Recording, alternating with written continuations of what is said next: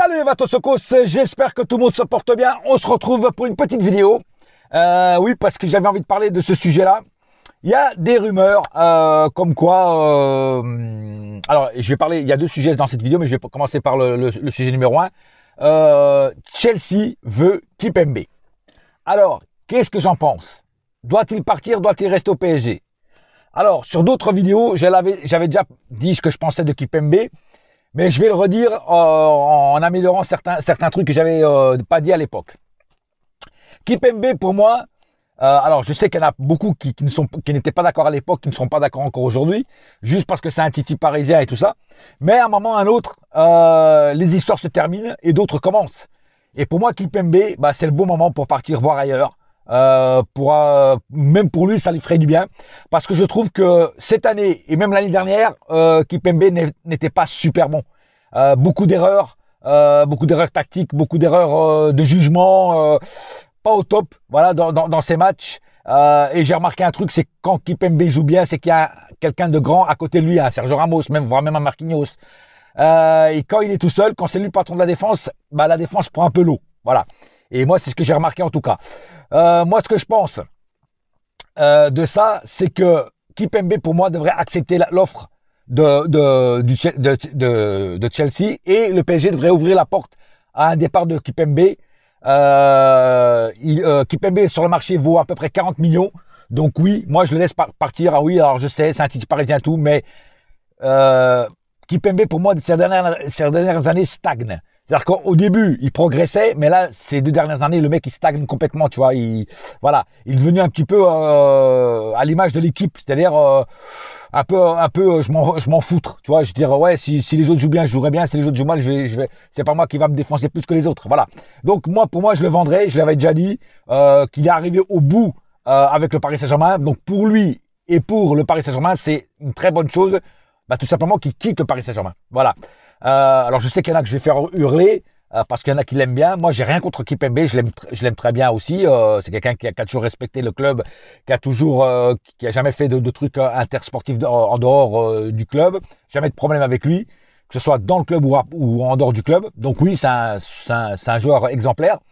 Mais là, en termes de football, bah, moi, je pense qu'il est arrivé à la fin d'histoire avec le Paris Saint-Germain. Donc, ça serait le bon moment pour moi qu'il parte du Paris Saint-Germain et qu'il aille à Chelsea, rejoindre Thiago Silva et tout ça.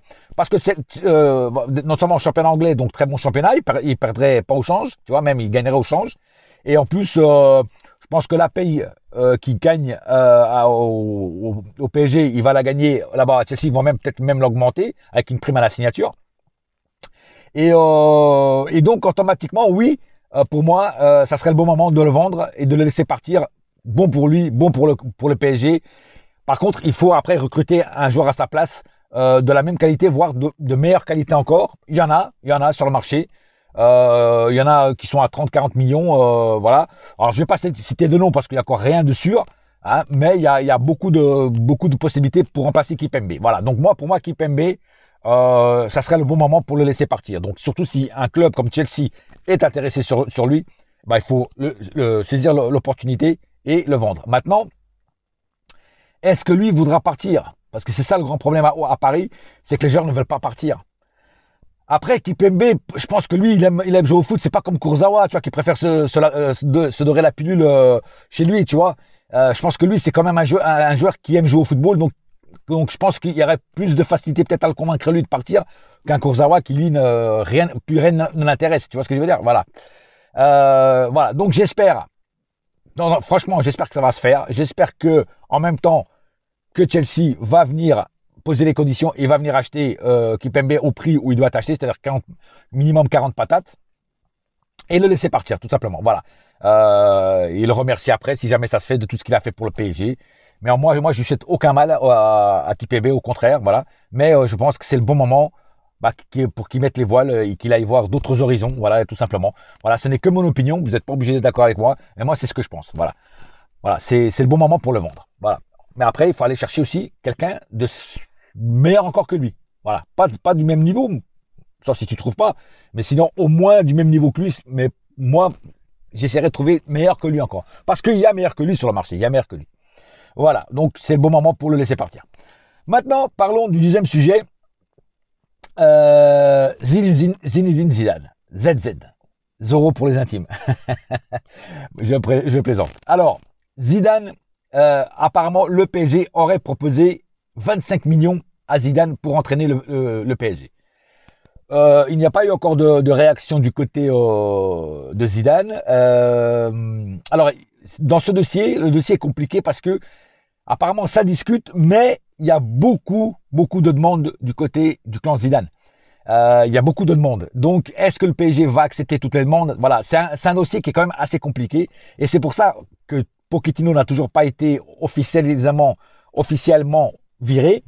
Voilà. En tout cas, ce qu'on dit, c'est que s'ils n'arrivent pas à avoir Zidane, parce que Zidane c'est la priorité, mais s'ils n'arrivent pas à avoir Zidane, il y a des noms qui circulent comme Sergio Conceição, Thiago Motta, Galtier. Voilà. Alors, c'est pas des grands noms, c'est vrai, c'est pas des grands coachs, c'est des coachs encore qui n'ont rien prouvé. Voilà. Si je devais choisir entre tout cela, moi je prendrais Sergio Conceição. Pourquoi? Parce que Sergio Conceição c'est un sanguin et il va mettre de l'or dans le vestiaire. Je peux dire qu'il va mettre de l'or dans le vestiaire. Voilà. Par contre, ça dure pas plus maximum un an et demi, gros maximum, parce qu'après ça part dans tous les sens. Sergio Conceição, c'est un mec qui est très dur et qui a pas la langue dans sa poche. Donc s'il doit remettre en place un Neymar ou un Messi, il s'en bat les couilles de ton nom. S'il doit les remettre en place, il les remettra en place. Tu vois ce que je veux dire? Voilà. Il est connu pour ça d'ailleurs. Rappelez-vous, en plus il connaît la Ligue 1, il est venu entraîner Nantes, qui était en bas de tableau, il les a remis en haut de tableau avant de partir à Porto. Hein. Là, cette année, il a gagné le championnat avec Porto. Donc voilà, donc c'est un bon coach. Après, est-ce que c'est vraiment le coach idéal qu'il faut au Paris Saint-Germain? Moi, je dirais non. Si tu peux avoir meilleur que lui, c'est sûr. Mais par contre, sur la liste que je viens de donner, si tu n'arrives pas à avoir Zidane en premier, pour moi, Sergio Conceição arrive en deuxième. Et Galtier en troisième. Motta, quatrième. Motta, pour moi, c'est trop frêle encore. Il est encore trop jeune, trop vert pour entraîner le PSG. Alors oui, il connaît les joueurs, il connaît le club, il connaît tout le monde. Mais le problème, c'est qu'il est trop vert encore. Voilà. Il faut qu'il se fasse les dents dans d'autres clubs avant de venir entraîner le PSG. Voilà. En tout cas, voilà, moi, c'est ce que je pense. Alors, Zinedine Zidane, à Paris, 25 millions. C'est la proposition que le PSG a fait. Maintenant, on va attendre, parce que de toute façon, ça sera un dossier assez compliqué. Donc, on va attendre et on va voir ce qu'ils vont proposer d'autres. Et si jamais on n'arrive pas à avoir Zidane, on essaiera d'avoir ou Sergio Conceição, ou alors peut-être d'autres noms qui ne circulent pas. Peut-être que le PSG a envoyé ces noms-là pour que les journalistes se jettent sur ces noms, mais ça se trouve, ils sont sur d'autres dossiers. Peut-être Antonio Conte, peut-être d'autres coachs. Voilà, peut-être Pep Guardiola, on ne sait jamais. Hein. On va voir en tout cas. En tout cas, j'espère que le coach qui viendra, ça sera un coach qui aura les coronets pour remettre en ordre et à leur place tous les joueurs qui sont là, et surtout qui montent une tactique de jeu, qui montent des compos qui ont du sens, pas comme Pochettino. Voilà. On va espérer que Pochettino ne reste pas, parce que pour l'instant il a toujours un an de contrat avec Paris, et il y a des chances qui puisse rester à Paris si jamais il ne trouve pas le coach correct pour le remplacer. Donc on peut encore se taper un Pochettino encore pendant un an. J'espère pas, personne ne l'espère d'ailleurs. Mais bon, on verra bien. En tout cas, et Mbappé se donne très bien, s'entend très bien avec Pochettino. Donc, tu vois ce que je veux dire? Donc il y a peut-être des chances que Pochettino reste à Paris. On va tous espérer que non, mais voilà. En tout cas, on verra ce qui se passe dans les prochains jours, prochaines semaines, prochains mois même.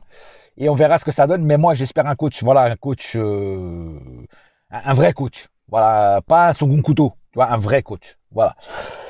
Qui a des arguments, qui a des idées, qui a pas peur d'inventer des choses nouvelles, tu vois, des tactiques nouvelles pour désorienter l'adversaire. Voilà, un coach qui ose faire certains trucs. Voilà. Donc on va attendre, comme j'ai dit. Pour l'instant, il n'y a pas grosse info sur ça. Donc on va attendre. Voilà. Voilà, c'est tout. C'était cette petite vidéo juste pour parler de ça. Je tiens aussi, avant d'arrêter cette vidéo, je tiens à remercier tous les gens qui sont venus sur mon live. Sur mon live que j'ai fait il y a quelques jours. On était quand même 72 sur le live. C'était vraiment beaucoup de gens. Voilà. Et merci à vous en tout cas. Vous êtes super les mecs. Et les mecs et les filles, parce qu'il y avait aussi des filles.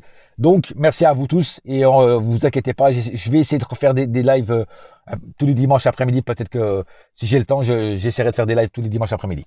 Sur ce, un seul cœur, un seul club, c'est Paris ma gueule. Yes, my friend. Et la saga continue. Allez, bouya!